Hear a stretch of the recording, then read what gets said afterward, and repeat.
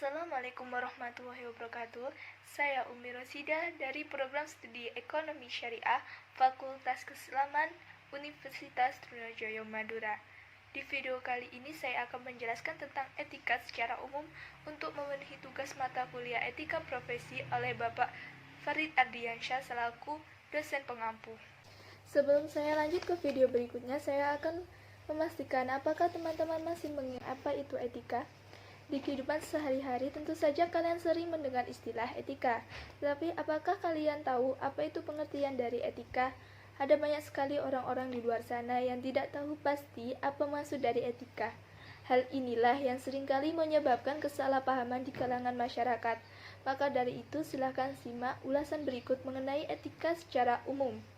Nah, etika berasal dari kata ethos yang merupakan bentuk tunggal bahasa Yunani kuno yang memiliki makna yaitu tempat tinggal yang biasa, padang rumput, kandang, kebiasaan, adat atau akhlak, watak perasaan, sikap, cara berpikir, sedangkan bentuk jamak dari ethos adalah taeta yang memiliki arti adat kebiasaan.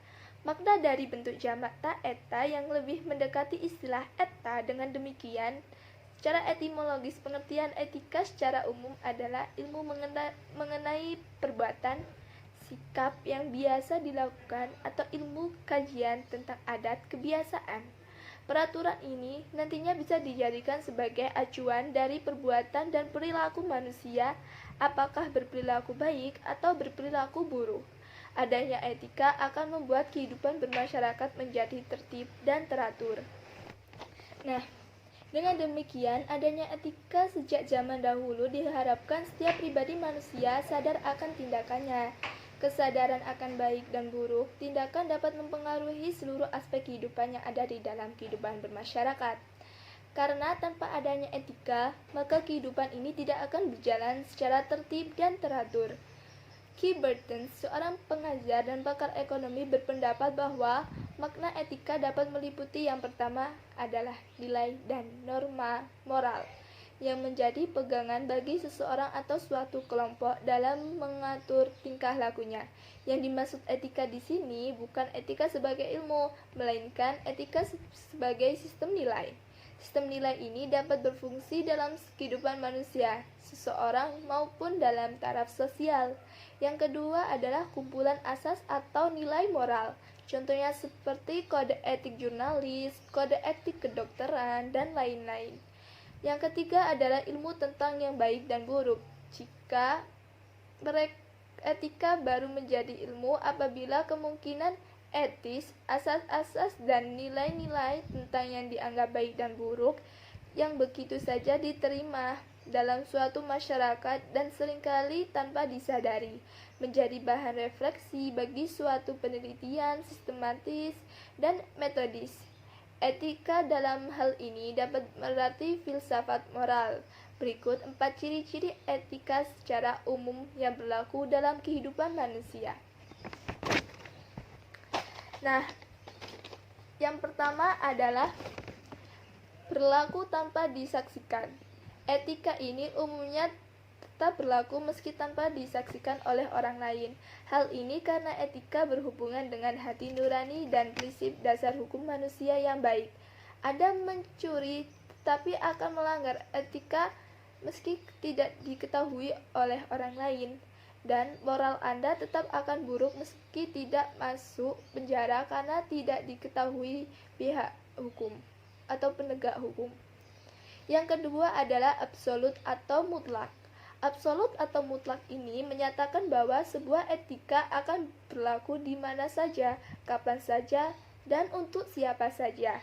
Etika adalah prinsip yang tidak bisa dilakukan penawaran dan tidak juga tergantung dengan prinsip moral yang biasa berubah-ubah.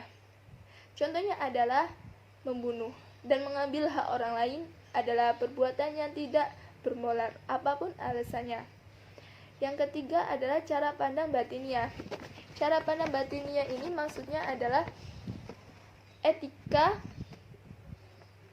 cara pandang batiniah yang terkait tentang baik buruknya sebuah perilaku yang dilakukan manusia. Umumnya Anda sejak dari kecil sudah mempelajari berbagai hal boleh atau tidak boleh dilakukan. Anda juga semakin hari semakin tahu mana hal baik dan hal buruk, sehingga sangat membekas di hati. Hal ini akan memunculkan pergolakan dalam diri jika ingin berbuat buruk. Yang keempat, terkait perbuatan dan perilaku manusia. Etika memang sangat berkaitan dengan perbuatan dan perilaku manusia. Jadi sebuah etika yang umum itu berbentuk secara alami akibat perbuatan dan perilaku manusia. Perilaku yang buruk dianggap sebagai etika buruk, perilaku yang baik dianggap sebagai etika baik. Jadi intinya sangat berkaitan dengan perbuatan dan perilaku yang dilakukan oleh Anda sendiri. Dari aspek wujudnya di masyarakat, etika dapat dibagi menjadi dua jenis, yaitu yang pertama etika tertulis.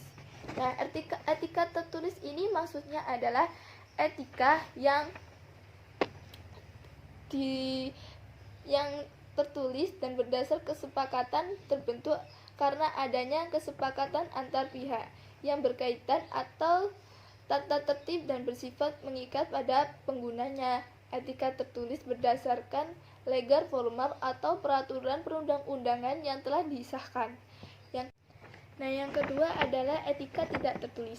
Etika tidak tertulis merupakan kumpulan etika, sopan santun, nilai-nilai, norma, dan kaidah yang lahir dari proses interaksi antar sesama yang harus dihormati dan dipenuhi bersama-sama.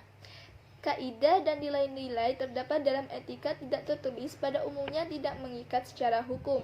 Oleh sebab itu, apabila terjadi pelanggaran atau tidak ditaati, maka tidak ada sanksi yang bisa diberlakukan.